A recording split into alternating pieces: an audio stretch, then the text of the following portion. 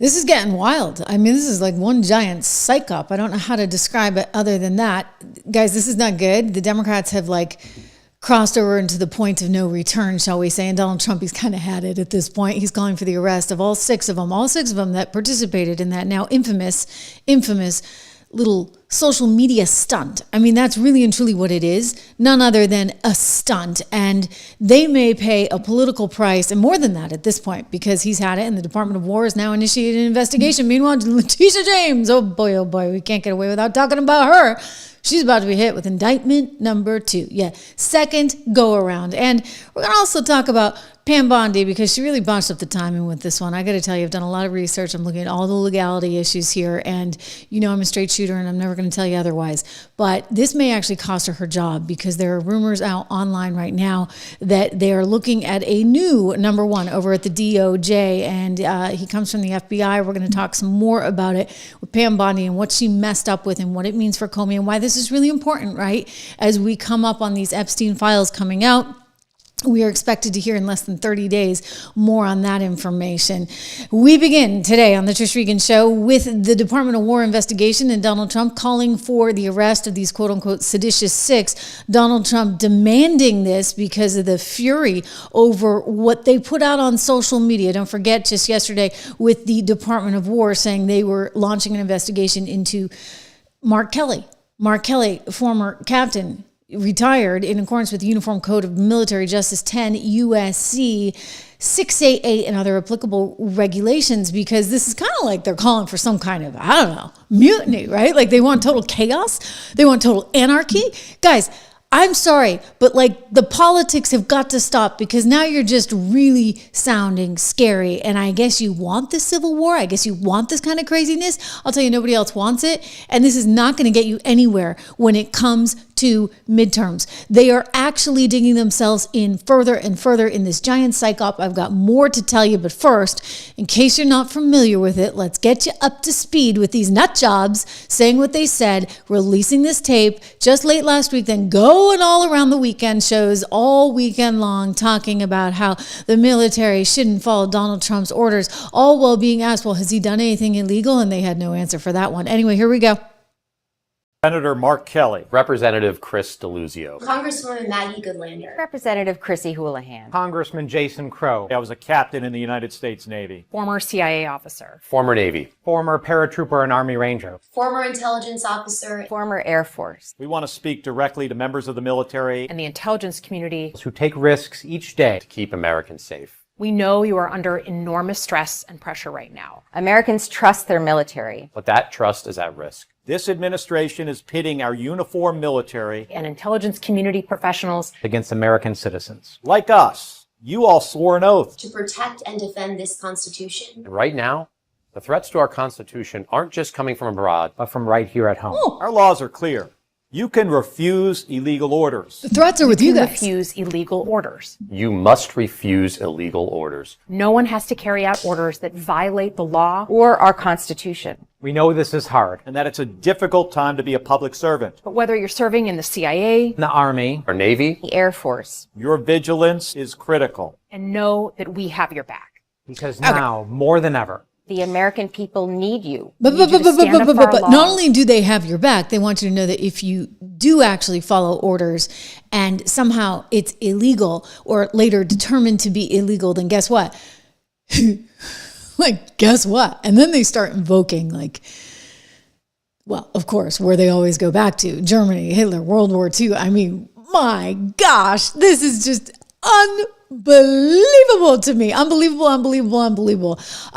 Again, we'll get to it, but they went on the weekend shows. They can't actually cite anything that Donald Trump is doing illegally, but they just want you to know, just in case. Oh, forgive me. What's that woman who almost became, Amy Klobuchar. Yeah, she's almost as bad as, I was going to say Hillary, but I really meant Kamala. It's like a three-way tie. Hey, anyway, Amy Klobuchar is trying to say, the National Guard going into Chicago or California or any of these things is illegal, which is actually not true because, heck, the 9th District Court, right? The 9th Circuit Court, out in California actually allowed for that to happen. And I'd also point out If there's precedent in history, just think 1963, George Wallace, Alabama. What do you think went down there, Amy? So no, it's not illegal for the president of the United States to actually send in the military like that. But I realize, don't get in the way of good story. I'll tell you who's not happy with this. Former military pros, okay? Here's a former officer. Thank you for your service. His first name is Buzz. Let's listen to him and see what he has to say. He actually worked under Clinton in a pretty valuable, important spot. Hey everybody, this is Buzz Patterson. I'm a retired Air Force Lieutenant Colonel, retired Air Force pilot, combat veteran, and at one time I was the military aide to President Bill Clinton and carried the nuclear football and actually lived in the White House. So I've been around. I was actually, during my military service, deployed to 70 countries and fought in 3 wars. So I feel like I've got a dog in this hunt. I am very appalled at what the Seditious Six has done with their video. I think it's a violation of their oaths of office, and especially in the case of Senator Mark Kelly, I believe it's a violation of the UCMJ, and I hope that President Trump and Secretary of War Pete Hegseth hold them accountable. You heard that? And he goes on because he's got more to say. He wants them held accountable. You know why? Because he's a former member of the military, and anybody who's in the military knows you kind of got to follow orders. That's like, the first thing you learn, right, in the military. Because if you're not following orders, then you totally have chaos. And so when you sign up for the military, you're kind of signing up for a whole lot. And guess who is the commander-in-chief of the military? Yeah, that would be the president of the United States. So you can't just say, oh, I'm going to ignore it all. By the way, again, he's not asking you to do things that would be against American citizens. Like, this is where, they're so wild. They're trying to prep you for something. Unbelievable psych op job here going down. But anyway, let's go back to Buzz Patterson. They are violating, and they are politically using their positions to undercut the command of President Donald J. Trump, and they're circumventing the chain of command. Congress and members of Senate are not in the chain of command. President Trump is, however, as our commander-in-chief. So I fully support going forward with whatever prosecutions are warranted and legitimate, and I think they are on these individuals. They use their positions, military and in the intelligence community, to expose, I think, and put at risk those of us who serve in uniform. I think that what's going to happen is because they violated the military chain of command, people are going to die. They undercut the underpinnings of the military, which is good order and faith and trust in their leadership. And in my estimation, what they did was treasonous and seditionist, and I hope they are prosecuted to the full extent.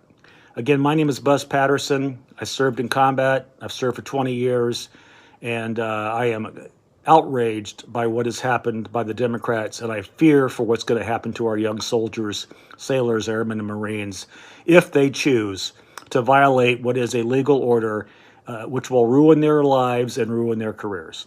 Thank God, okay. Guys. God bless. So that's an act of courage. Again, this is the guy who carried the nuclear football under Bill Clinton, a former military aide to Bill Clinton, Buzz Patterson, coming out and saying this is just absolutely outrageous. I mean, it's like they want chaos. Guys, they want chaos. Think about this. As this congresswoman so rightly put Wolf Blitzer on CNN in his place yesterday, because he's like, duh, why is this so bad? And she's like, hello.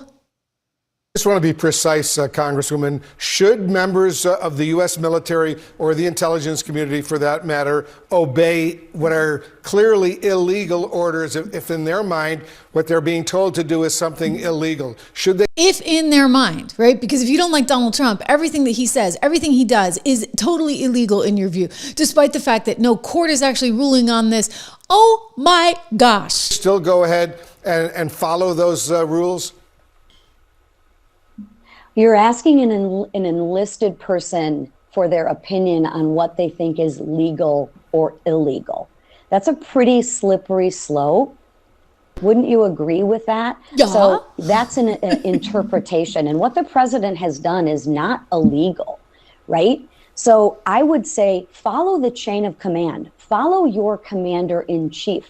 That's the oath that you took. Because if you leave everything up to interpretation, You could interpret things one way. I could interpret things another way. And that is a very dangerous situation to put this nation in. Yeah, and that's not how the military works, okay? I realize they want to take you back to Germany and World War II, as they always do. But once again, you're going there, right? Like, guys, why are you going there? Because the president is saying, I want the National Guard in Washington, D.C. to help clean up the city. I actually want the National Guard in Chicago so that we can arrest people that are here illegally, that have committed crimes. After all, you guys won't do it. You guys won't do it. Well, that's your problem, all right? There's this little thing called the Supremacy Clause. Let's start with that, right? It was 1963. Alabama, again, where they had to send in the National Guard because George Wallace and the state officers there said, no, we're not going to integrate our schools. And the federal government said, well, you have to because this is the law of the land. And they said, nope. And they said, okay, well, too bad. We're taking over your National Guard and you're going to do what we need you to do. In other words, there is precedent for this stuff. And if Chicago is going to say, we're not going to allow for ICE to be here, we're going to, section off portions of Chicago and not allow ICE to do anything, not allow ICE to enforce the law. Come on. I mean, wow. And this idiot, like, she's some former CIA analyst. She belongs back in the CIA. Well, no, we don't want any of these people in the CIA either. But she belongs in some kind of job where she's just sitting there, like, mining through documents instead of actually having any kind of presence or position of power. Elisa Slotkin is her name. Ms. Slotkin goes on to ABC, and she doesn't even have her facts straight. They're like, did you do anything illegal? She's like, I don't know. Then why did you come out with the video, you? So let's talk right now. Do you believe President Trump has issued any illegal orders? To my knowledge, I am not aware of things that are illegal, but certainly there are some legal gymnastics that are going on with these. I'm sorry. I'm not aware of anything that's illegal, but I put out that video just in case. What is this just in case thing? Oh, again, I guess we're back to your psych op, so you can prep everybody when you really decide to get a little crazy. You know what this is about? This is about midterms. That's what this is about. Oh, we hate Trump. We've attacked it from this angle. We've attacked it from this angle. Okay, so now we're just going to scare the living daylights out of everybody because you're going to somehow think that Donald Trump is trying to kill Americans in the streets, and we're going to prevent that because we're going to come in and we're going to save everyone. And by the way, the military never needs to follow his orders. I mean, this is bonkers. Caribbean strikes and everything related to Venezuela. Okay, so Venezuela. Honestly, trust me, he does not want to get in a war with Venezuela. And if he ever were to, he would win that. So Lisa Slotkin. I told you she's getting my Irish up. It's not good. It's supposed to be a vacation week. We got Thanksgiving coming up. I want to just be happy and give thanks. But, we have idiots like this out there in very powerful positions saying really stupid things like Amy Klobuchar. As I said, she doesn't seem to understand history. Does nobody understand history? No, because they don't apparently study history anymore. No. They're just doing, whatever's popular. Day of, in the moment. Let's go after Trump all weekend. Amy Klobuchar, ladies and gentlemen, having no clue that it is actually not illegal to bring the National Guard in. Projecting her own personal viewpoint on things despite courts ruling otherwise. Here she is. I wonder, do you know what the specific illegal acts are that your Democratic colleagues were referring to there? Well, it's very clear in this code for the military that you cannot follow unlawful orders. And, that would be, I'll just use an example. Some of the judges have now found in certain cities that it is not legal to send in the National Guard. And those National Guard members have come home. Some of them are still there.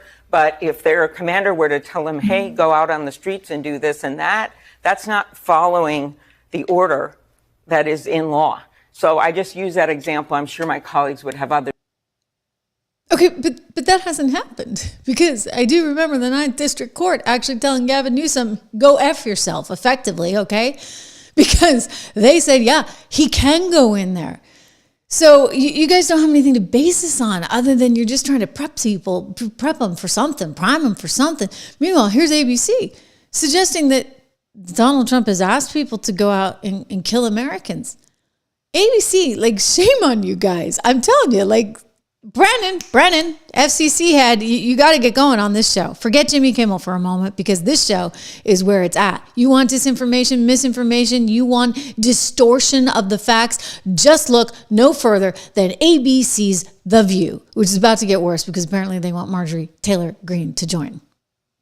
And know who you're talking to. He's not only a national hero, but he's the husband of someone who was shot in the head at an event. He is the epitome of the beginning of some of the most damning examples of political violence we've seen. So know who you're talking to. But I also we always talk about how Trump came in on America First. A week ago, we saw him defending a Saudi prince over a reporter. And now he's turning to a deep public servant that he disagrees with and jumps straight to traitor, hang him. You've got to have some perspective on what you're stoking here, because I would argue that what Mark Kelly did was, Alyssa, reading what's already obvious. These are the oaths they take. They're repeating it in case people that they can relate to in our military services are put into a situation, which for the first time in our history, they may. Remember when Mark Esper had to tell Donald Trump you couldn't shoot protesters in the legs? So there's the Constitution and laws, lawful and legal things, and then there's shoot the protesters in the legs.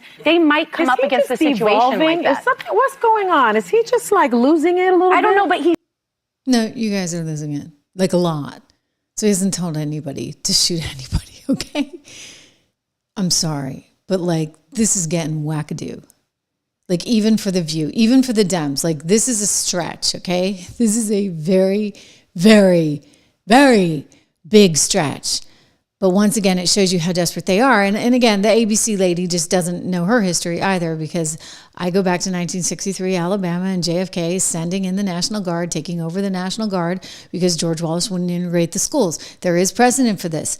And if the president decides that it is so necessary because they're just ignoring all of law and order, and that's what they're doing, folks, that's what they're doing. If they keep ignoring it and you got the court saying, no, you can send them in, just like they did in the Ninth Circuit out in California, then guess what?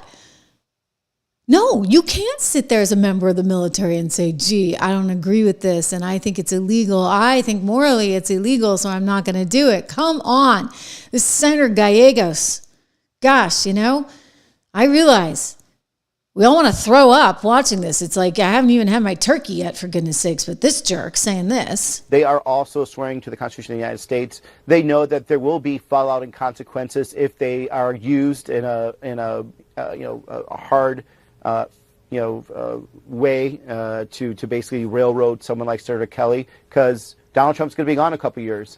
And if you're part of the military that is going after sitting senators, sitting members of Congress, and part of, the weaponization of government, there will be consequences. Sounds like a threat. Doubt. So, I think there's going to be a lot of officers that are going to be part of this, potential tribunal, if they want to call that. They're going to be looking over their shoulders because they know that Donald Trump will be gone and they will not have that protection. They're going to have to do the safest thing possible, which is follow the Constitution of the United States, and you'll be fine. Okay, so that guy just basically said, if you don't agree with something, right, you think it's illegal. He's trying to cast doubt in every member of the military. Well, if you don't do something, then we're going to come after you because we're going to take power come midterms, and we're going to come after you, and we're going to hurt you, and we're going to do this and that, and then there's going to be retaliation, and again, we're going to evoke 1940s Germany. For goodness sakes, these people are just so rabidly political, and because nothing has worked, they're just doubling down on all of this. So they're like, oh, Donald Trump, he's taken over the government and he's got all this retribution and stuff. But hey, guess what? When we take it over, boy, you ain't seen nothing yet, folks. Courtesy of Eric Swalwell, who thinks he can be the next governor of California. I mean, Fang should be happy somewhere where she is in China right now because she picked a good one. The potential next governor of California? No, I don't think so. But anyway, Swalwell going on and on about how they're coming for you.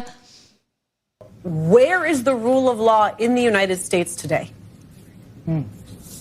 It's a lawless United States. The Department of Homeland Security should just change its name because that's not what they are doing right now as they chase our immigrant community. But we have to, as Democrats, make it clear to Republicans as we seek and intend to go into the majority that they are going to have to answer for this, and it's all coming out. Because I promise you, right now, they think they're invincible. They let these ICE agents be invisible, and they don't think we have the balls to hold them accountable. Because they look at the way we've acted in the past, where we didn't flex when we had power. And it's not about retribution. It's about accountability. Oh, yeah, it's not about retribution. But hey, when we come into power, we're really going to flex. We're really going to show you guys, hey, if you did anything that we perceive to be illegal, I don't care that you're some little, low-ranking member of the military, some enlisted person, we're coming after you. This is bonkers, like full-on bonkers. I want to show you what Republican strategist Ari Fleischer had to say about exactly this. It was a very good point. Getting word now that Chuck Schumer says he stands with Senator Kelly on this issue. This was a fiery exchange that happened during this program on Thursday. Caroline Levitt, a CBS News reporter, had this exchange on the Democrat. Oopsie. Let's go back again. Ari. All right. So what should we make of all this? Why not have an answer if you're going to call for such strong orders? Senator, as soon as When I saw that video last week, my instant reaction was all the things I've seen in all my time in Washington, we've hit a new low. I don't care how much you oppose Donald Trump. You do not interfere in the military chain of command. And people who are in the military, someone who was in the CIA, they, of all people, should know that. They should. So whatever you oppose, you have a higher duty to the Constitution and to the military chain of command. And that should be obeyed. It must be obeyed when you're in uniform, and it should be obeyed when you're out of uniform and retired. This was one of the lowest, most dangerous, worst things I've ever seen because they're trying to interfere with the chain of command. So yeah, they are. It's pretty damn sick, I got to tell you. And, it's so sick that even MSNBC realizes how pathetic and stupid this is. And you know what? If you guys are actually going to go out on all the weekend shows and you're going to sit there and say, well, Trump is doing things that are illegal and we just want to make sure that the military knows they can't do anything that's illegal, you better know what illegal things he's doing, right? You don't just throw this stuff into the wind. They were ill prepared because you know what? It's all fake. It's all a head game. It is all designed to scare the living daylights out of everyone so that they go and vote for those Democrats in midterms. Here's Joe Scarborough saying, yeah, they really fumbled the ball on this one, you think? And if I have a criticism of what the Democrats have been saying, well, they fumbled the ball this weekend. But from the very beginning, when they say, it's such a Democratic thing to do. You don't have to follow illegal orders. You know what a Republican? You can't follow illegal orders. It's against your oath. And it is against their oath. So here's what Senator Alyssa Slotkin of Michigan, who was part of the effort, said yesterday when asked by ABC News to be specific about what illegal orders are being issued by the White House. She couldn't be. So let's talk right now. Do you believe President Trump has issued any illegal orders? To my knowledge, I am not aware of things that are illegal, but certainly there are some legal gymnastics that are going on with these Caribbean strikes and everything related to Venezuela. Okay, wrong answer. Well, I'm sorry, with all due respect, wrong answer. President of the United States, the commander-in-chief does have, Jonathan Lemire, wide latitude. Just does. Yeah. And the Senate can take that up, but he has wide latitude on strikes. Ask Barack Obama and drone strikes. Ask George W. Bush and drone strikes. But where we know the president has said, I am going to give illegal orders to people in the military, is when he was on Air Force One, coming back, I forget where he was coming back from, but he said, I can send the Marines, I can send the Army, I can send the Air Force, I can send the Coast Guard into any city I want to control crime. And the courts can't do anything about it. That's illegal. It's just illegal. And so Democrats kind of need to, if the president has already said, I'm going to commit this illegal act, then I'm kind of surprised they don't have the answer when they go on a Sunday show for that. Okay, because they're just kind of dumb and somebody put this up to them. Again, as I told you, a psych op, and it's all political, and these aren't the smartest people in the world after all. Who the heck would go into politics? Just saying. Anyway, in terms of what Joe's saying about you can't go into these particular communities in these cities to control crime. I actually wonder about that, right? On the one hand, right, and I'm a small government kind of gal. We don't want big federal government because that's always a problem. But the reality here is if you have a community that is falling victim to people who are here illegally, who are committing crimes, and you're trying to root that out, and the community is not able to confront that themselves because they may have a leader like Brandon Johnson or a governor, say, like Gavin Newsom, who's saying, well, F you to the federal government because it's Donald Trump. And so we used to care about maybe making sure that we didn't have people here illegally, but now we no longer care about it. And you're preventing the federal government from then doing its job. Look, Donald Trump didn't write that law. That law is on the books about people not being here illegally thanks to our Congress. So if our Congress makes that decision, unless they decide to change it, that's the law of the land. And then the federal government has the right to enforce that law. And if you prevent them from enforcing the law, then again, we're going back to 1963 Alabama. They just can't get it, though. They just can't get it. Here's another one. If they are going there where they did, do you think they should have been more explicit about the contours of what they think is actually illegal? I think the burden of proof on respecting the integrity of the military does not lie on these patriots and veterans who are serving in Congress. It lies on the President of the United States, who has entertained the idea of using the military to aid and abet the insurrection that he launched in 2020, who has called American cities training grounds for the United States military, who has ordered strikes in the Caribbean that have so rattled our own allies that they have decided to not share intelligence to advance those strikes because they don't believe that they are justified or legal. This president is the one who has to answer to the American public on his violations of posse comitatus, which means that he can't use the military for law enforcement purposes, as he's tried to do in Los Angeles and Chicago and elsewhere. And he has to answer to the American public for why he wants to wage a ground war in Venezuela when the American public has been crystal clear that they are done with military adventurism overseas. Okay. Well, by the way, we just heard even Joe Scarborough talk about how, what do you think the power of the presidency is? Just ask Barack Obama. And in some cases, with some of these strikes, yes, that lies within the executive branch. I'm telling you guys, this is weird what they're doing. It's very, very weird. And I think it is a total political move. What do you think the 51X spooks and spies was all about when they came out and told us that Hunter Biden's laptop was nothing but misinformation fed to you by the Russians and Rudy Giuliani?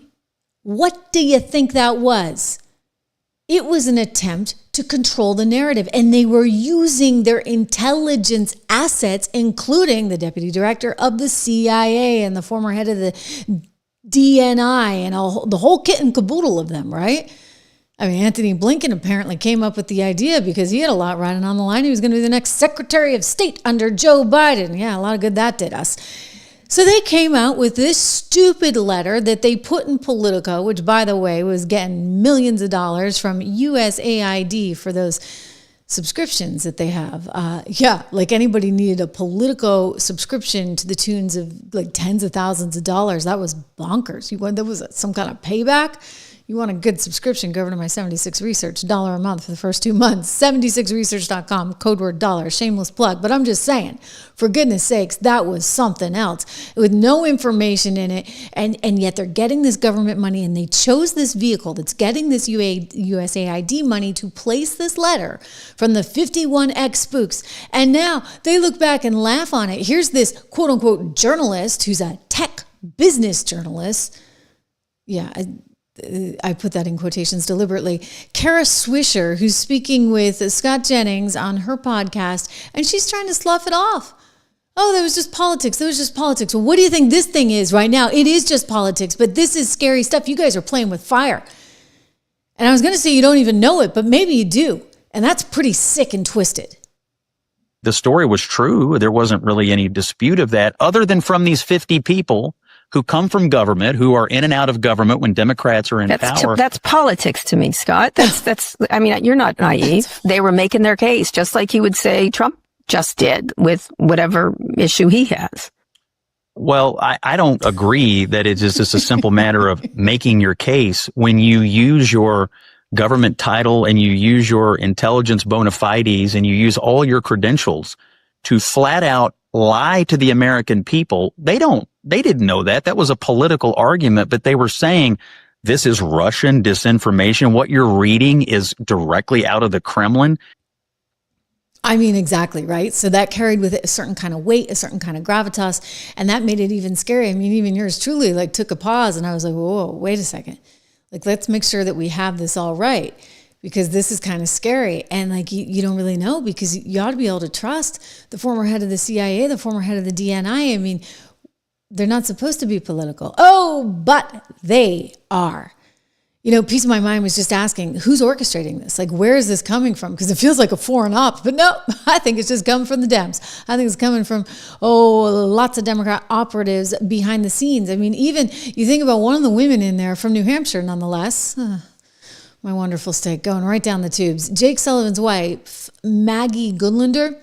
It's Jake Sullivan, you know, former NSC, the guy that actually thought that he had the Middle East totally under control, like just days before the horror in Israel back in October. I mean, wow. Okay, so she's part of this. You get the CIA lady part of it. This is not a good situation. And you know, my friend Jesse Waters, former colleague over on Fox, had a good take on this.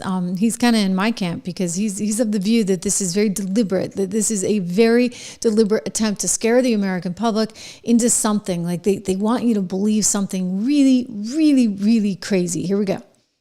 I talked to two CIA officers who said that this is a part of a larger hoax, and what they're doing here is they're trying to condition the country to prepare for something bad that's about to happen at the hands of Donald Trump. It's straight out of the CIA playbook. It's a destabilization operation where you get people to mistrust each other.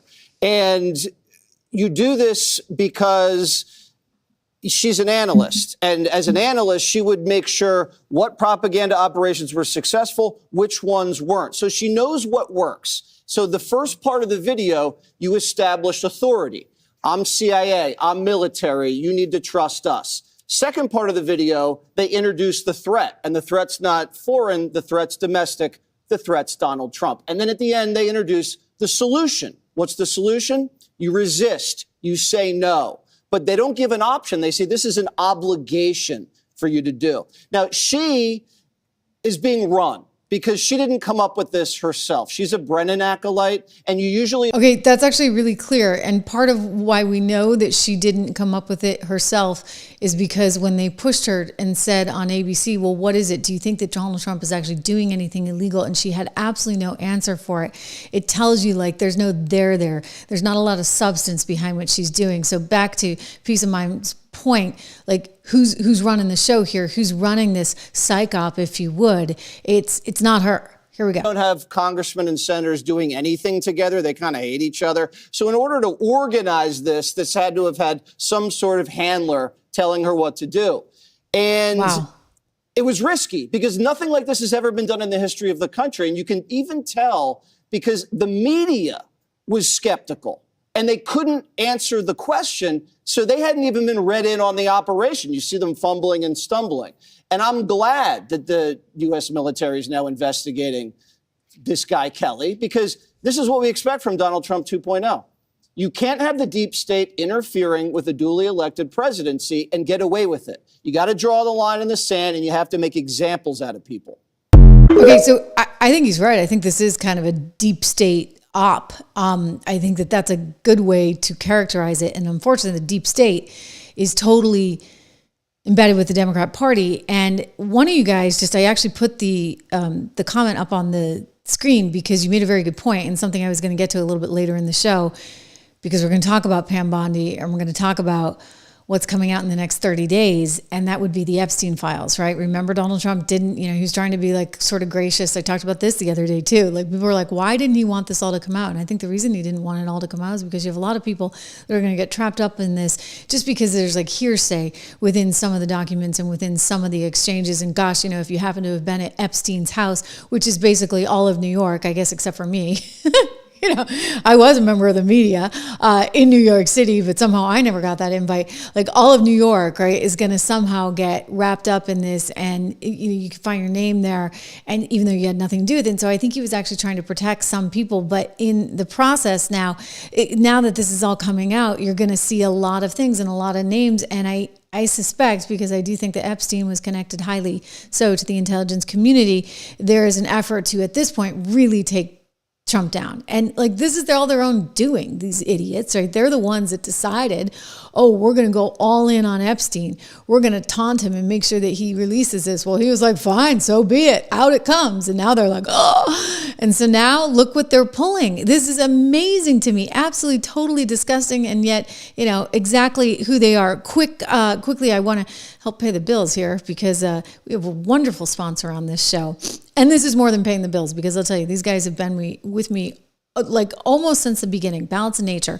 I got to tell you, on Black Friday weekend only, go to balanceofnature.com. I want you to get the free variety snack pack plus a free preferred customer membership with your first set of Balance of Nature supplements. You can go to balanceofnature.com. Use my code word Trish. Helps the show, helps you to claim that limited time offer before it ends on Cyber Monday. The other big offer, of course, is the 35% off with code word Trish for new customers on any of their products. Actually, you also get free shipping and you get money back guarantee, win-win-win, right? And I like Balance of Nature because I like knowing what I'm eating, and especially, you know, you turn around the supplement bottle and it's like, what?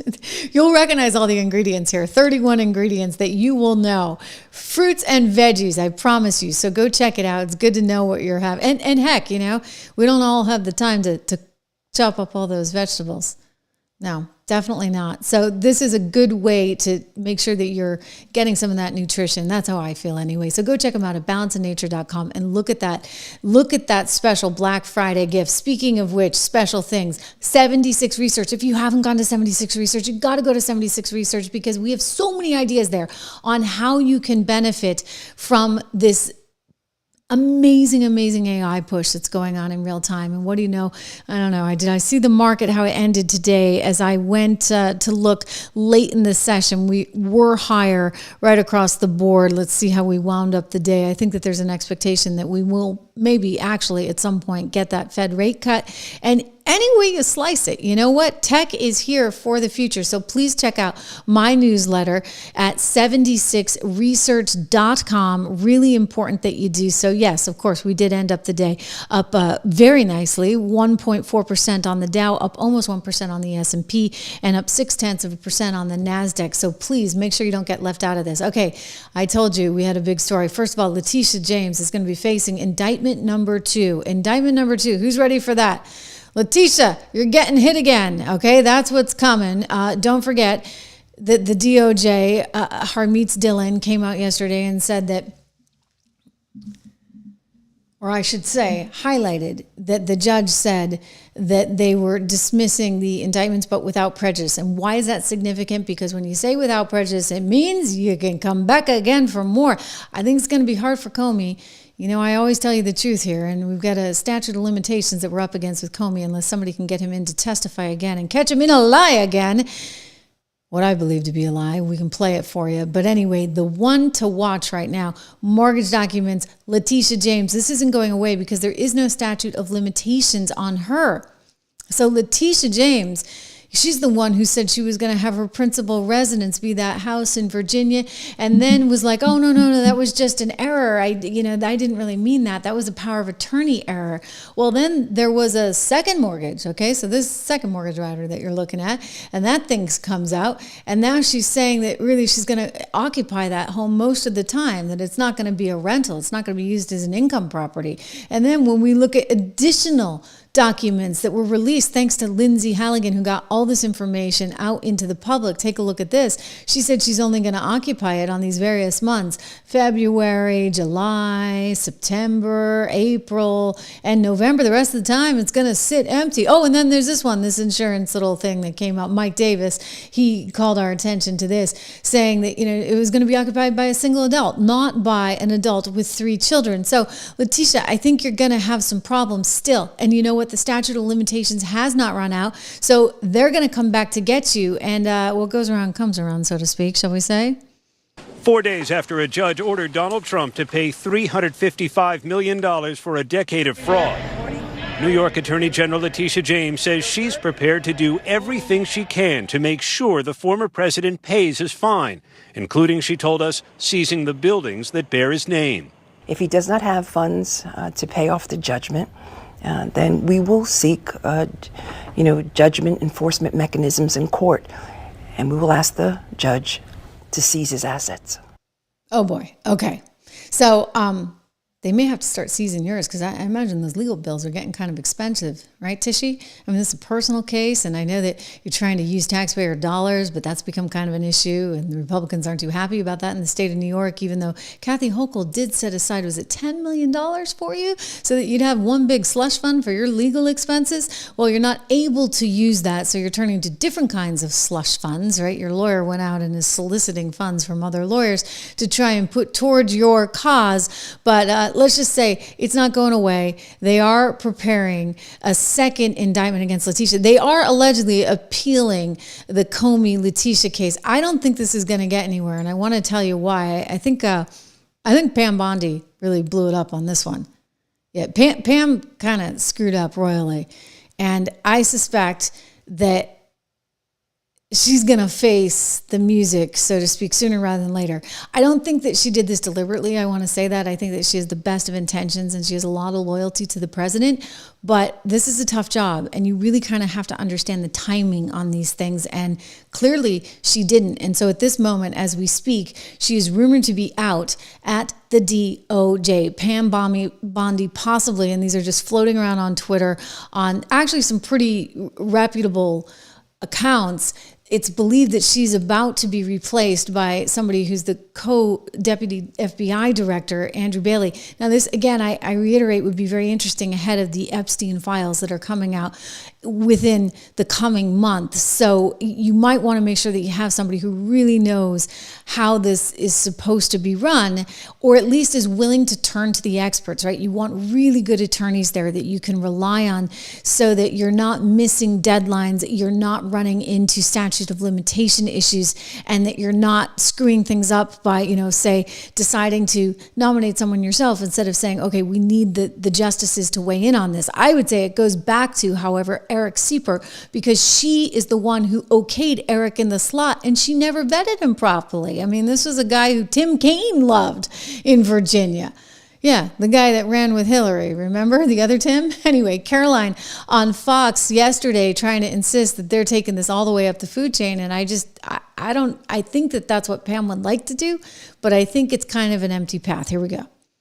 Everybody knows that James Comey lied to Congress. It's as clear as day. And this judge took an unprecedented action to throw these cases out to shield James Comey and Letitia James from accountability based on a technical ruling. And the administration disagrees with that technical ruling. We believe the attorney in this case, Lindsay Halligan, is not only extremely qualified for this position, but she was in fact legally appointed. And I know the Department of Justice will be appealing this in very short order. So maybe James Comey should pump the brakes on his victory lap. Okay, so here's the problem. There's like all these technicalities, and I know it's painful, but the technicalities are coming back, to haunt them in a big way. I just want to play one more from Caroline. Lindsay Halligan was legally appointed, and that's the administration's position. I know there was a judge who is clearly trying to shield Letitia James and James Comey from receiving accountability, and that's why they took this unprecedented action to throw away the indictments against these two individuals. But the Department of Justice will be appealing very soon, and it is our position that Lindsay Halligan is extremely qualified for this position, but more importantly, was legally appointed to it. The problem is the dates, like the way this all works out in terms of the dates. Okay, so let's not forget, Pam okayed Eric Siebert. Donald Trump didn't really know who Eric Siebert was. He couldn't care less. He's trusting his team to put in somebody who's going to be an ally. So if we're going to start from the position that Pam Bondi wanted this, okay, that Pam Bondi, head of the DOJ, wanted to make sure that Comey was indicted and Letitia too, but it was less significant with Letitia because they had time on their side.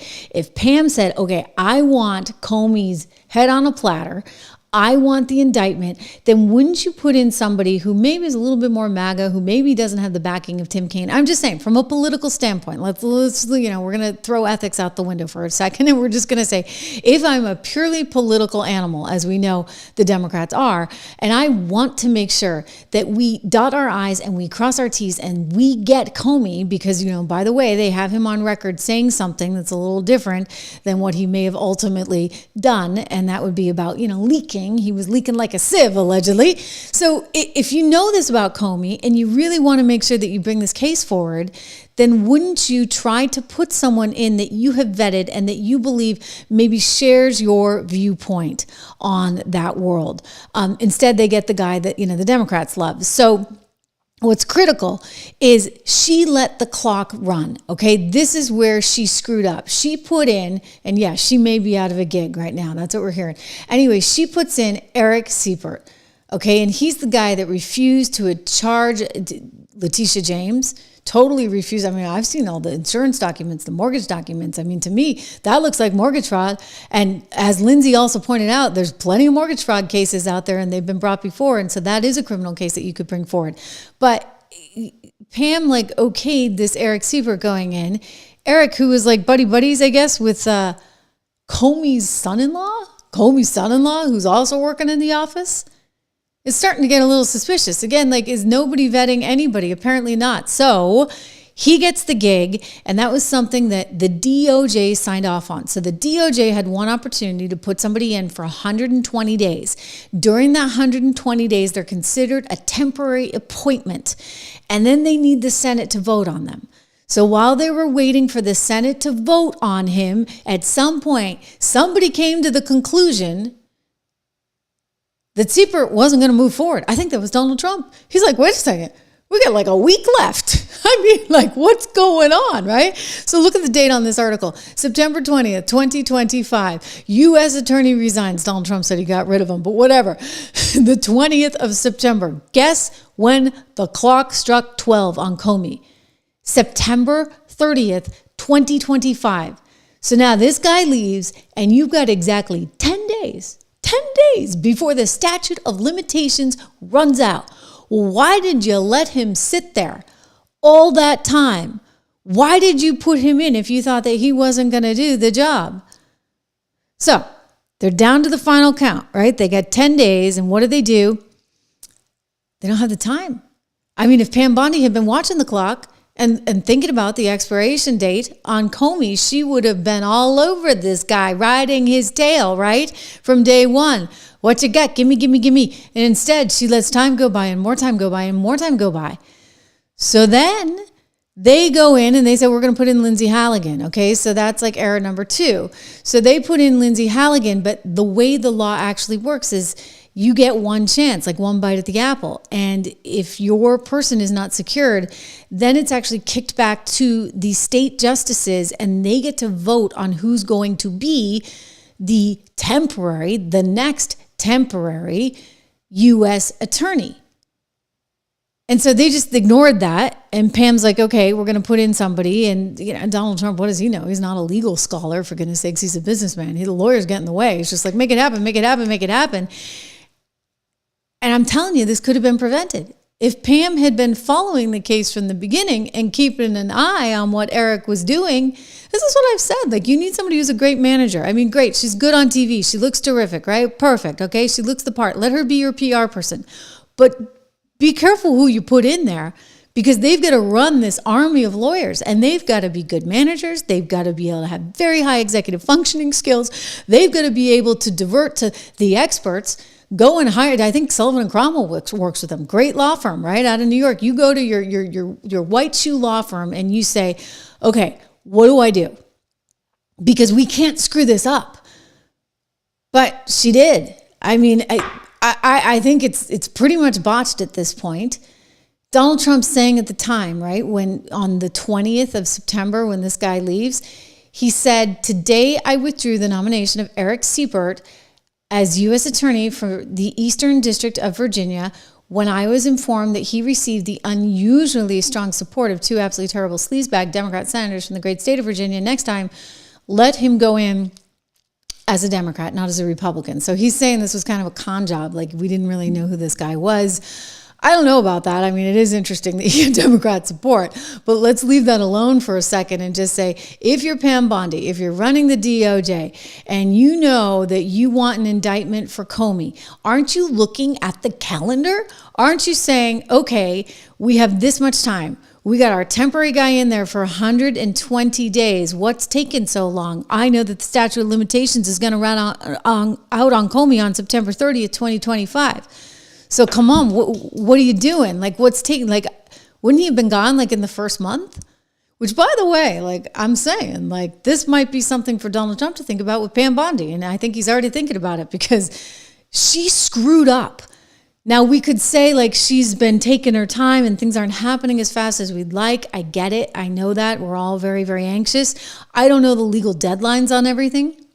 But if you're confronting a statute of limitations issue and your final date is September 30th, 2025, why would it take you until September 20th to get rid of the guy who was supposed to be doing the gig for you? Okay?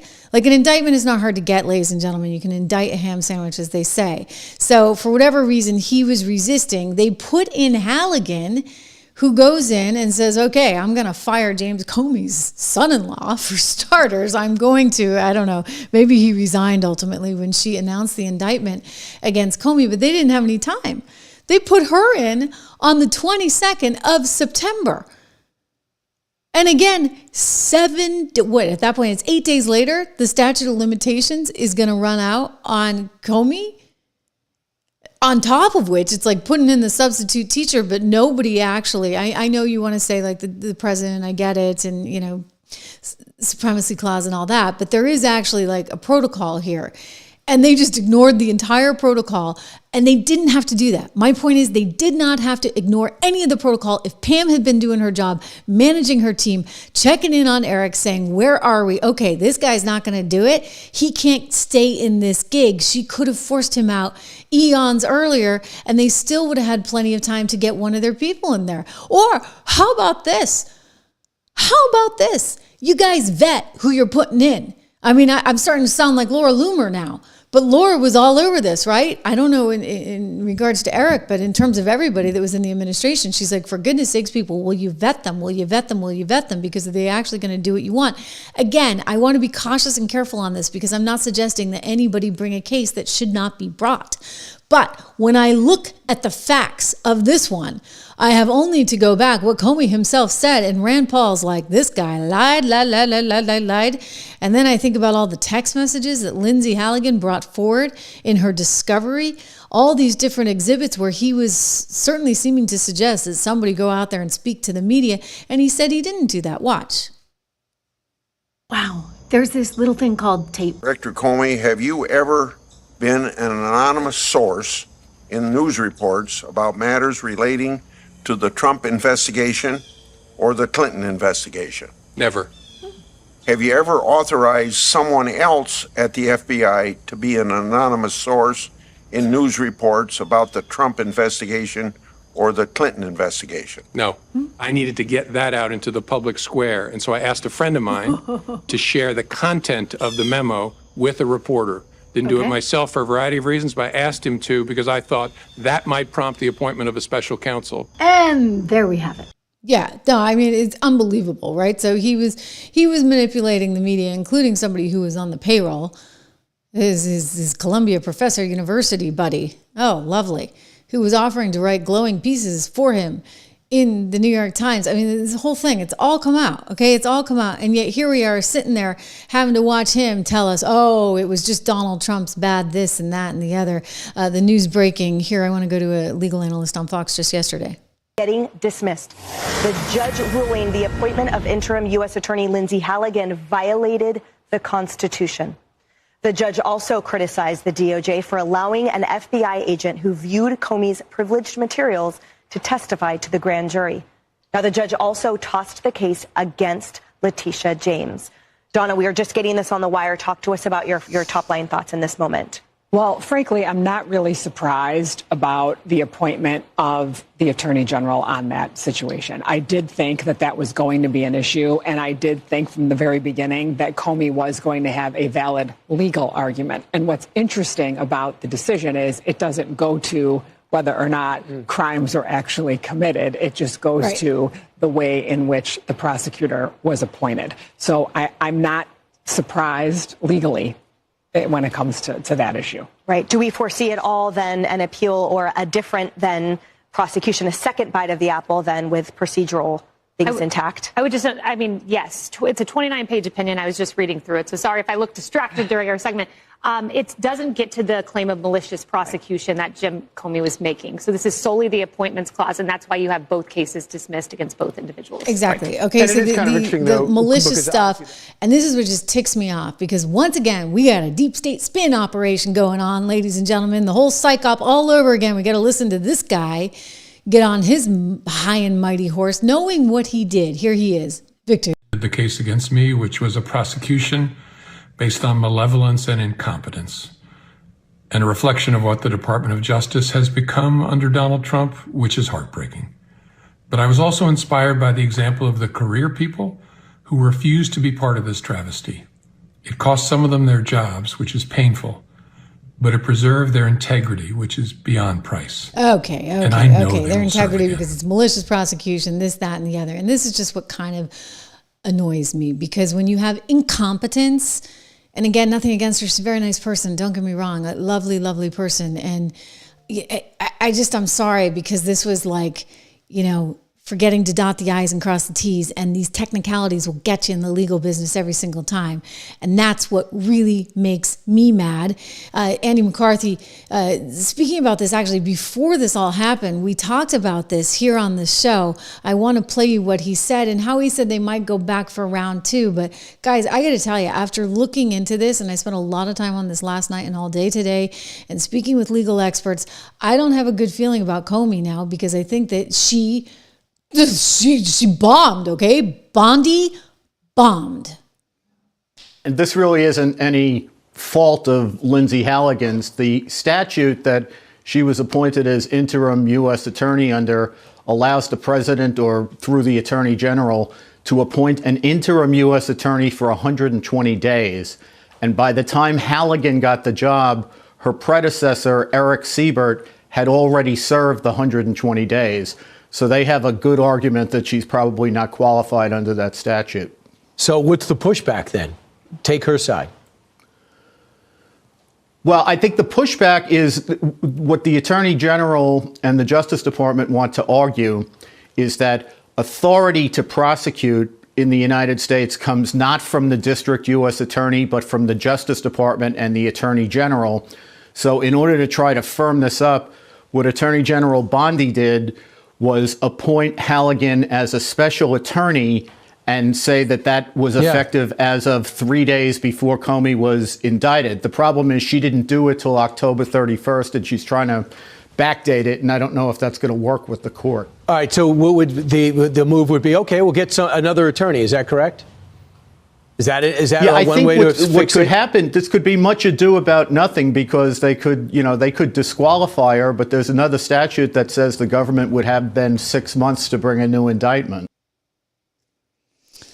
Okay, so she gets disqualified effectively. The judge has said, okay, this doesn't stick because Halligan wasn't appropriately put in this position, and I just keep going back to, why do we even have to have Halligan in the first place? Nothing against her, but if you had done your job and you had vetted everybody, Pam Bondi, then you would not have had the guy who was besties with Comey's son-in-law as the U.S. attorney, and who had been recommended by Tim Kaine, who was the vice presidential candidate under Hillary Clinton. I mean, I'm like blown away by that. And then on top of that, if he were there, like, why wouldn't you have been like following up saying, hey, is there any there now? Again, like, I'm not suggesting you bring a case without the there, but I've seen what you've seen, and I've seen a lot of evidence that suggests there was a whole lot of there. Right? I mean, like all the emails back and forth. His Columbia friend, New York Times op-ed page asked me to write something on your behalf on your letter. I'm not inclined to do so, but if you think it would help things to explain that you blah, blah, blah, blah, blah. Like, he's like, no need. At this point, it would just be shouting into the wind. Someday we'll figure it all out. And as Jack and Ben point out, my decision will be one that President-elect Clinton will be very grateful for, although she doesn't know why I did it. Okay, what's that about? Or how about this? These handwritten notes where he was apparently talking about undermining HRC, the confidence in the system, HRC's plans to hit back at Trump. He was talking about how Kerry could go after Donald Trump and his financial arrangements with Russia, which he didn't have, or debts to Moscow. I mean, whoa, okay, so there's stuff there. And like I said, it's not that hard to get an indictment, but when you just don't, turn in the homework on time, ladies and gentlemen, then what are you supposed to do with this? I mean, Lindsay's coming forward with all her receipts. She had barely any time to pull this all together. It's just kind of a travesty, if you ask me, okay? Kind of a travesty. And then you think about, for goodness sakes, what we're all facing, right, in terms of all this other stuff. I mean, you've got the FBI with the Arctic frost discovery. I mean, 400 conservatives that were allegedly targeted. You got Kash Patel firing people left and right. This one guy, Aaron Tapp, apparently was involved with some of the gathering on this. I think that we got a lot of questions to ask there. You've got the president spouting off on social media about all of this. You've got a lot of questions about why they were spying on Republican senators. This is all part of their J6 stuff. I've recently been informed by Verizon that at least 11 members with Verizon accounts were affected. That includes a hard line for Senator Cruz's office and a staffer's cell phone for former Senator Loeffler. AT&T informed me they challenged the legal basis for Jack Smith's efforts, and Smith backed down. Well, I'm glad to hear that, right? I'm glad to hear that somebody stood up to Jack Smith. Good for AT&T on that one. My gosh. I mean, I think Kennedy would give that one a thumbs up. But the phone company and the general counsel for the phone company, or companies, if there were more than one involved, could say, this is serious as an aneurysm. This is serious as 4 heart attacks and a stroke. This is a sitting United States senator. So general counsel would likely advise the CEO, well, you need to file a motion to quash. Senator, typically phone companies follow a subpoena from a United States attorney. I know they do, but they don't have to. They could challenge it, Senator. Yeah. Or maybe they should have gone to Amazon and buy some testicles online. Instead of just saying, sure, I'll just show you the phone records of a sitting United States senator on the basis of an administrative subpoena. Right? Like, you can't do, I mean, I guess you could if you have a subpoena, but as he's pointing out, like, why wouldn't a phone company challenge that? And I guess in the case of AT&T, according to Grassley, they did. I mean, this is wacky stuff. So we have a lot of questions on Jack Smith. We have a lot of questions on the FBI and what they were doing. We have a lot of questions on a whole lot of stuff. And I don't feel like we're getting answers. And I've been pretty darn nice, right? Wouldn't you say? I've been very kind to Pam. And again, I like her personally. I don't think that there's anything malicious here. I don't think that she's trying deliberately to hurt the president, but I would say that we got, this is the big leagues, okay? Like, we're in the big leagues. And you need a big league attorney out there, not just one that looks pretty on camera, but can actually run her team and really knows what's going on and is in the trenches and is pounding people. Eric, do we have what we need for the Comey indictment? Oh, it's just going to be another day, ma'am. Just another day. Okay, well, it's been a lot of days. And we don't have a lot of days because the statute of limitations is running out on September 30th, 2025. So we got to get to work, and I'm going to put that at the top of the agenda. And I'm going to ride your you-know-what until we get it done. And she didn't do that. I mean, on top of which, she signed off on putting him in the gig in the first place. Well, why sign off on a guy who's clearly, playing footsies with the Dems. I'm just saying, if you want your case, like if you really want it. And I don't know. I mean, I now look at what's going to be coming out right in the next 30 days. And let's just say like there's not a lot of trust buildup, because I remember hearing from her how she was getting all this information from the FBI in New York about the Epstein files. It was going to be fantastic. She brought all these influencers, some of whom I know, down to D.C. and sat them around a table and gave them all these files. And they're like, okay, woohoo, we got the files. And there was no there. What was that? Like she was trying to fake everyone out? Like total head fake? I don't think that that's going to fly, Pam. I mean, people are smarter than you think. Or maybe just smarter than you. I mean, people are like, okay, well, what's new here? Nothing. And then, she said she was duped and that the New York FBI was not giving her what she needed.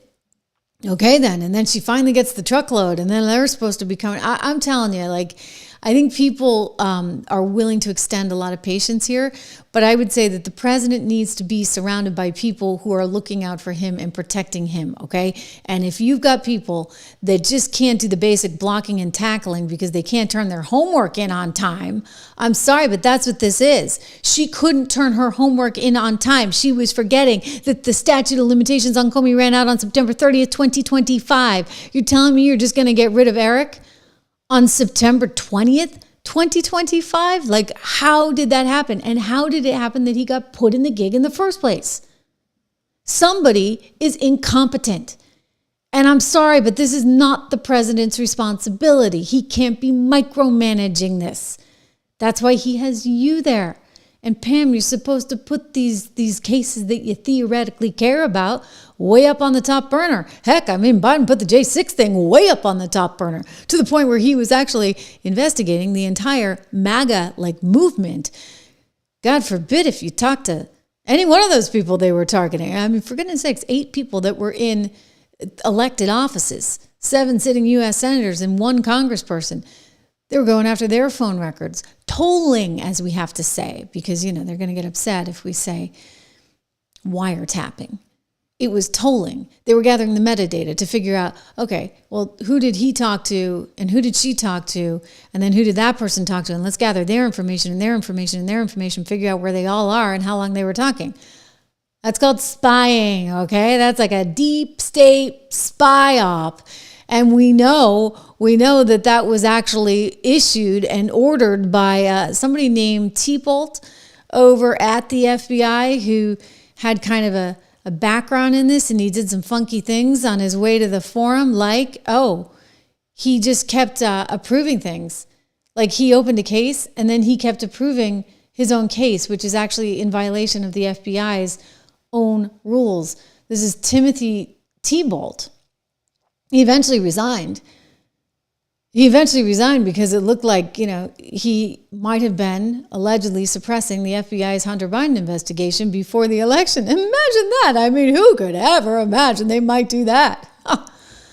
Again, no self-approval rule. Section 3523 of the FBI's Domestic Investigations and Operations Guide, DIOG, is the no self-approval rule, which states that an official who approves an investigation cannot be the one that is ongoing approval. You, in other words, cannot approve your own work. Instead, you need an independent review, and they didn't bother to do any of that. So my point is, these guys are playing hardball like you've never seen before, Pam Bondi, and you either...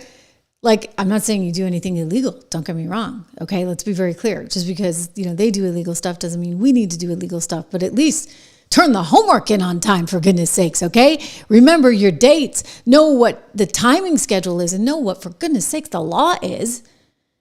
I mean, don't rely on the president to have to remind you to turn in your homework. Unbelievable. Just unbelievable stuff. And you know what? It's going to potentially get worse. They get the sedition stuff going on. They got midterms coming up. And if she doesn't get her act together, you get the Epstein stuff coming out. We're going to have some real issues, guys.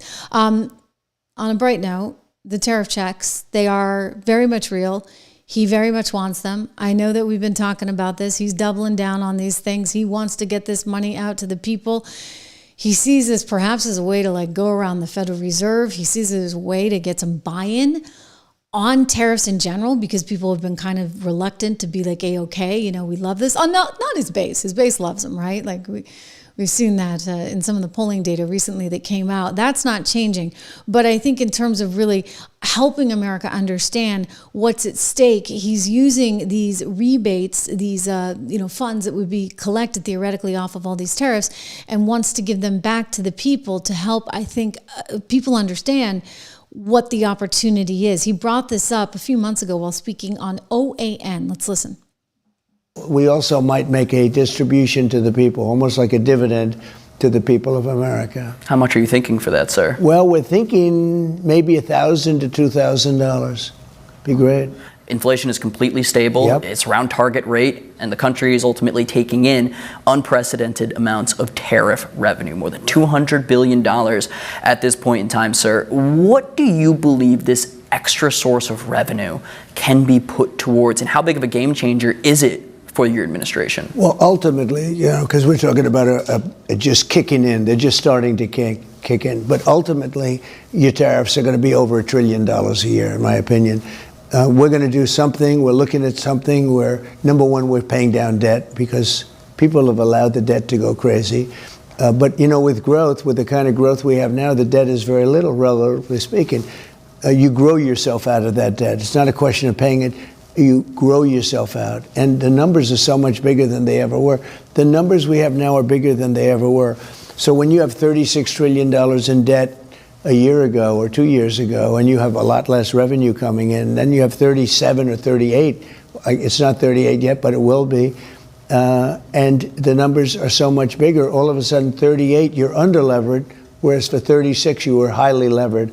We're not highly levered anymore. Now, with that being said, we'll pay back debt, but we all...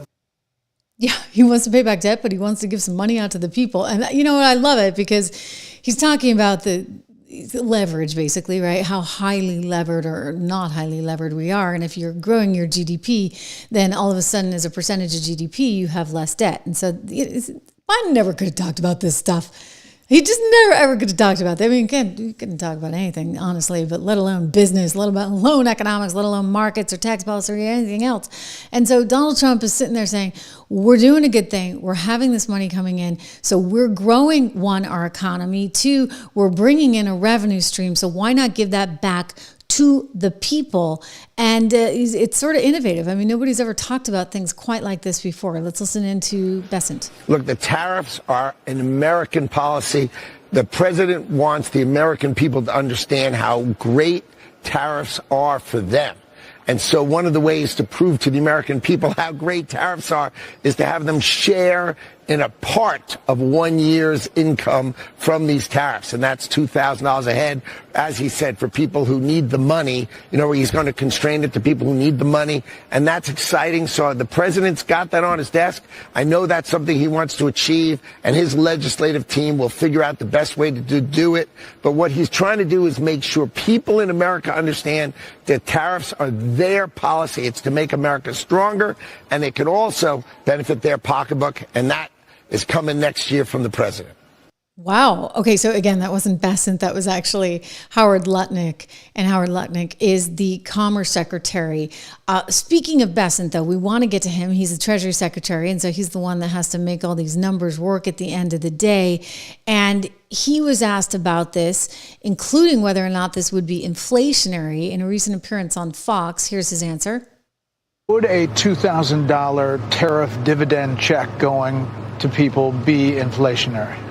Well, there are a lot of things that are going to happen next year. Is that one of them? And that could be one of them. And again, maybe we could persuade Americans to save that because... Yeah, everyone needs the money, one of you guys is saying. Everyone, but I think the plan is basically middle class and poorer Americans. But Americans, by the way, would be the ones receiving this.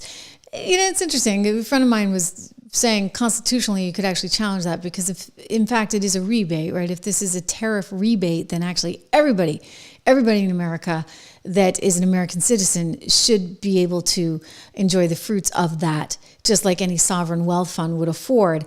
Bessent was questioned also on the legality of it, and he suggested that maybe a new law is needed. So I'm kind of wondering, like, just, you know, I'm a realist, okay? This is politics. We all get it. I'm wondering if this is going to become a big issue in the midterms, and if they're going to push the Democrats and say, are you for or against the tariff rebates? And if they're against, that's going to be kind of hard, because aren't they the like universal basic income people, right? Like, he's kind of, you know, doing the loop-de-loop again and like putting it right back in their face, because they're the ones that are always all about like give more money to the people, more money to the people. And now they're going to say that they're against the tariff rebates.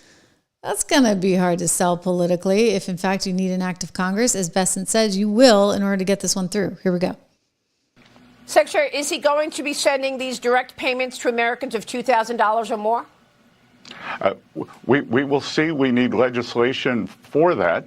And again, President Trump is all about solutions, Maria, and yes, everything is on the table. But I will tell you that, again, thanks to him keeping his campaign promises to working Americans with the working class, no tax and tips, Social Security, overtime, we are going to see a big bump in the first quarter with the refunds and the real incomes. President Trump has also talked about sending $2,000 refunds to, and that would be for working families. Will have an income limit. Those could go out. And then, Maria, the other thing that is going to happen in July, families are going to be able to apply for any child born from January 1st, 2026 for the next 3 years is going to get a Trump account. That's $1,000 for each newborn that's going to go in the stock market. And that's going to be invested for the next 18 years. So President Trump is committed to getting the money back to families. I like that idea. Again, real quick. It's great, right? It's actually great. He's thinking really, really, really innovatively about how we help the middle class. And so the tariffs are very much on the table. Yes, they're going to become a political football, but, you know, again, shaming the Democrats that their own agenda is his specialty. I do think, though, guys, we got to watch this thing with Pam. As I said, you're starting to see rumors on Twitter that she's out. This has been discussed before, right? It was before, as you know, the whole Epstein rollout was kind of a debacle. And now, like, the stakes are really high. So I think you're going to have to think long and hard, President Trump, about whether or not she should be the right one to stay in the gig, because you need people that are going to get the job done. And if for some reason there was no there, right? Like, let's go with that for a second. Like, say that there was absolutely no case that you could build against Comey, which I think is bogus, completely bogus. I've seen the tape, I've seen the text exchanges, I've seen the emails, completely bogus. But let's just go with that for a second. Then that should have been properly communicated. I mean, again, an indictment's a very easy thing to get. And if you want an indictment, Pam, like, you probably should have been watching what Eric was doing. You probably shouldn't have given him the gig to begin with. This turned into a complete train wreck, and it didn't need to be. That's what's so frustrating. Again, it's like, you know, when the homework assignment doesn't get turned in, it could have been a flawless A+. It doesn't freaking matter, all right? Like, you gotta do your job. And it's an important job right now. We're talking about money. We're talking about politics. We're talking about all those things on 76 Research as well. Please check out the channel at 76 Research here on YouTube. Go to 76research.com. Use my code word $. It's important to invest right now. If you want to do the free stuff, the totally free stuff, go to, I'm going to put this in, Invest in MAGA. How do you like that, right? We have a whole guide to how you can invest based on these policies, which are so important. Investinmaga.com. That's the totally free one. The newsletter is $1 a month for the first 2 months. And then we have portfolios that you can, model portfolios. We're not managing your money. I want to be very clear on that. We're giving you our ideas and our research. So this is my company. I started with a dear friend. Go check out 76research.com. Code word $, guys. I want the very, very best for you. You know that. And I want the best for this president. And I don't think Pam Bondi at this point is the best. All right. I think we can do better. I think we need somebody with better attention to detail, that maybe is a better manager of all her U.S. attorneys that is keeping a very close eye on things. You think about, okay, we're going to have another indictment coming for Letitia James. That's a no-brainer. That has to happen. There's no statute of limitations, at least that's fast approaching that I'm aware of on Letitia James. So boom, you go in with another indictment on Letitia on mortgage fraud. You've got Eric Swalwell apparently on mortgage fraud. Where's that going? What about Adam Schiff, Shifty Shift? I'd like to know where that one is in the state of Maryland. So there's a few things that are just dangling out there, not to mention the Epstein files, which we theoretically are going to learn a whole lot more on over the course of the next 25 days or so, 20 days when that stuff is all released. So there's a lot of stuff that needs to happen. You need somebody who's really competent, like crazy competent in that slot. And not only do they need to be competent at managing their team, they need to be able to seek help when they need it, right? Go get the white shoe fancy schmancy law firm, or heck, check ChatGPT. I don't know, but don't miss your deadlines, okay? Figure out what the law is, how to do this to the letter of the law so that you don't leave room for this. This is unforgivable. This is unacceptable. If Comey doesn't actually have to pay any kind of price because she freaking missed a deadline, do you understand how bad that is? I think you do. I'm looking at your time. It's your comments and everything in real time. You guys have a lot of ideas. Yeah, she dropped the ball, guys. She did. I'm just a straight shooter, and I want to like her, and I do actually like her on a personal level, but this is not personal here, okay? This is not personal. This is just business. This is just business, and you've got to actually do what's needed to make sure you clean up the joint for the next person. I'll tell you who would tell you it's just business. My friend Dan, here we go. Let me ask you about, are you going to be looking into, Cash and Pam, any potential collusion between the DOJ, Letitia James, the novel legal theory of Alvin Bragg or Nathan Wade or Fani Willis and the DOJ? Is that something? Has anything come up? Is there any way to determine whether or not evidence was destroyed in any of these cases? Well, there's always a way to determine that. I don't want to comment on that specific case right now for a reason. I don't want to get ahead of the Department of Justice on that. But I want to say this. The FBI obviously has the public corruption portfolio. And yes, if you are a corrupt politician out there, if you are engaged in behavior, you know what you're doing, we're going to find you. I promise. No one is going to get off. The days of selecting and putting your partisan bias on and taking care of your friends, those days are over. You know what, Sean? I don't have any friends. I don't want any friends. Well, maybe outside of you and a couple of. I don't care. I didn't come here for the money. I didn't come here to make. I know. No, you didn't go there for the money. I can tell people that for sure. No, I didn't come here to make friends.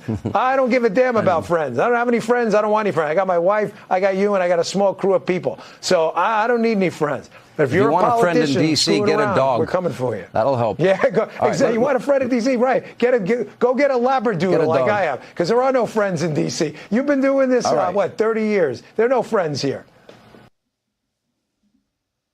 All right? So no friends.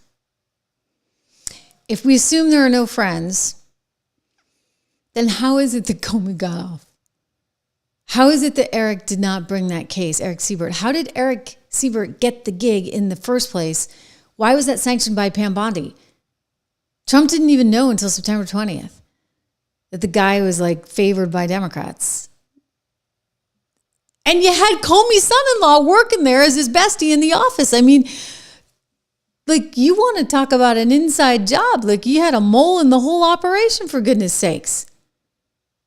Thank God Dan's in there, right? Dan actually has a background in some of this stuff. I mean, he's no Slokin, right? At the CIA, but Dan is at least Secret Service. And by the way, knows how the world works. You don't have a freaking mole in the U.S. Attorney's Office that happens to be the son-in-law of one James Comey. I mean, that's friends taking care of friends. And Eric wouldn't bring the case, and now we are paying the price. The country's going to pay the price. And if he gets off, and he probably will, I'm sorry, Caroline, you can tell us until you're blue in the face that they're going to bring the appeal. And I guess they will. They'll file the appeal. Fine. But they're not going to have a lot to stand on because she screwed up, okay? She screwed up. And I think it's just kind of disgusting that people can mess up this badly, and they should not be in positions where they have that kind of responsibility if they're not competent enough to do the blocking and tackling. Okay, so what we're learning, again, if you're just tuning in, is that Pam Bondi may be out of the DOJ, and I would say, you know what, I love her, but good riddance, because this is, to Dan's point, you know what, there are no friends here, whatever. I'm just going to say this is just business, and we need people that can get business done. And there are too many things that are slipping through. When you're missing deadlines and you're making up the law as you go, I'm sorry. This guy, Eric, if you knew that he was like a favorite of all the Dems, why would you put him in the position to begin with only like days to go, right? I mean, when did he actually go in? I'm curious. Maybe you guys know. I should know that. But when did Eric Siebert become named, I should say, as the interim U.S. attorney? That's actually important to know. When did he get named as U.S. attorney in Eastern Virginia? Because that actually tells us exactly how much time she wasted. So here's the answer to that. Okay, January 21st, 2025. So like basically right away. I'm going back to Laura Loomer for a second. Laura was right. What did Laura say? Like, these people are not vetted. She was like frantic about that. I think I actually have the sound. I've played it for you guys before. Laura was like, this is crazy because we have people that are getting really, really, really big jobs, and they should not have these jobs. They should not have these jobs because they are not in the position to be, real advocates for the president.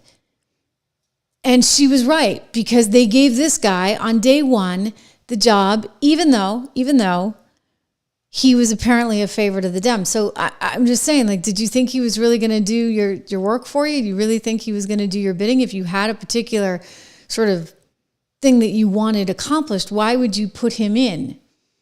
That's a big question. And then why would you let him stay in? So that's where Pam comes in.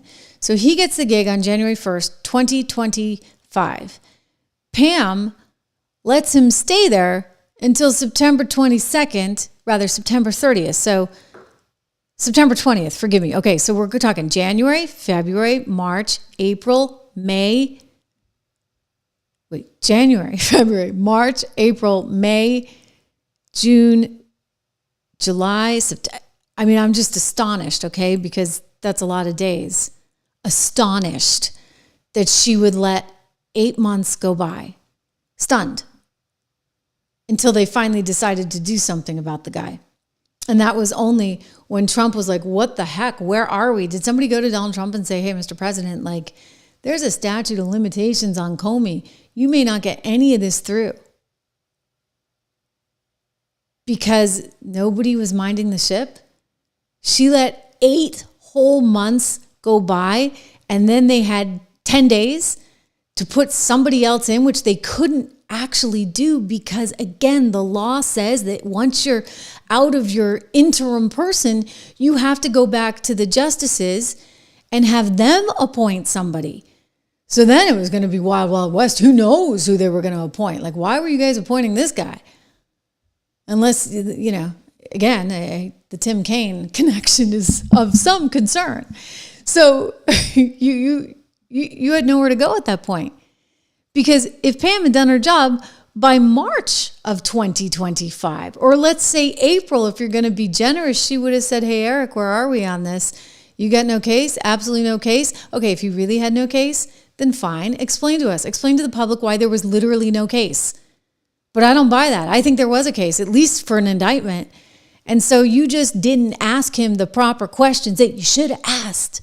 Because you didn't turn in your freaking homework on time. That's what this is about, okay? So we need better people. The president deserves better people. And I think she's going to find herself out on her you-know-what. And, you know, I'm sorry, but this is the real world, okay? And there are huge consequences. And Comey must be laughing his head off. And he gets to sit there pompously saying this is all about malicious prosecution, when really it's just about a woman who didn't know when her homework was due. All right? I'm mad. I know the FBI has brought the six in for questioning and everybody's freaking out about that. It's like the FBI is really, really, really working hard. Okay, Chicago DB, Don Bacco, wants to actually throw Bondi a bone here and is emphasizing that she was not confirmed until February. So somebody else had the bright idea to put Eric in. Okay, fine. Let's go with that. I hear you. Fine. So she's not responsible. Fine. You know what she's responsible for? Once she was in there in February of 2025, she needed to do her job and she needed to babysit her prosecutors and figure out where they were if she wanted the indictment. Right? Like, you need a boss. You need the chain of command. I realize the Democrats don't like the chain of command. But that is the reality, folks. And she didn't follow that chain of she didn't enforce any kind of chain of command. She wasn't checking up on the guy. Otherwise, she would have known, at least by March or April, that this was like a fast, track to nowhere. And that Comey's son-in-law was the mole in the office, for goodness sakes. I mean, these people are operating on a whole other level on the intel front. Wow. I mean, you got Jake Sullivan's wife, Maggie, as part of that seditious six. I mean, they're playing for keeps, all right? They're playing for keeps. And this is really concerning. We can't be making stupid errors. Absolutely not. We need to be, I think we are smarter than them, but we need to have that attention to detail that is so annoying, yet very much part of reality, especially in the legal business. It's just the way that the world is. And I don't like that he may get off. And you know what? I'm going to tell you guys, he may. It may actually happen that he's totally off. I don't think the appeal is going to see first base. They're going to appeal. Yeah. Okay. So we can talk about it and let's be hopeful, whatever. But this is not good. And it could have been avoided. So thanks, Pam, I guess, for nothing. Reminder to subscribe if you have not already. Please subscribe, share, like, make a comment, all that stuff. Go check out my research, my own company at 76research.com. And you know what? We're going to keep going on this. We're going to get more intel. We're going to discover more things. But I think that a lot of people have lost faith in her at this point. I don't know about the president, but I'm telling you, for his own good, he needs to actually look at this with very, very clear eyes. Thank you for tuning in. Thank you for all of your comments. God bless America indeed. I'll see you tomorrow.